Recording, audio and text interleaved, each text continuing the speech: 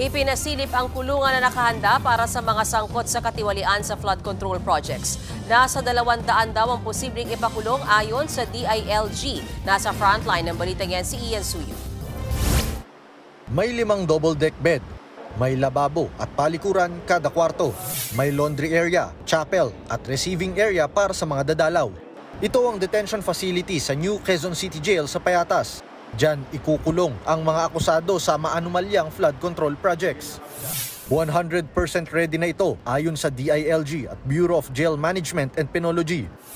Personal na ininspeksyon ni DILG Secretary John Vic Remulla ang mga pasilidad. Kailangan kasi pakita natin sa tao na patas ang batas eh. Basihan sa Senate hearings, ang nakikita kong may indict dyan ay DE, mga DE, Congressman, Senator, Contractor. Tingin ni Remulla, nasa 200 personalidad ang posibleng ma-indict.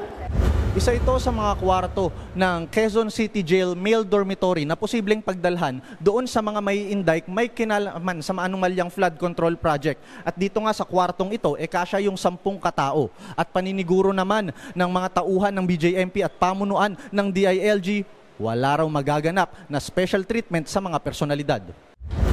Mayroon ding CCTV sa loob at labas ng City Jail. Hindi rin daw papayagang magdala ng anumang gadgets sa loob ng bilangguan. Paniniguro naman ng BJMP, hindi magkakaroon ng overcrowding o congestion sa kulungan.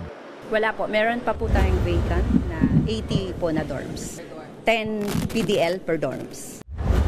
Posible rin daw magdagdag ng mga medical staff at ambulansya para bantayan ang kalusugan ng mga detainee.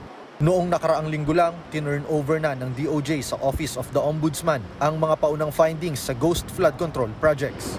Nagbabalita mula sa Frontline, Ian Suyu, News 5. Mga kapatid, Mean Los Baños po, huwag magpahuli sa mga balita at impormasyong dapat ninyong malaman.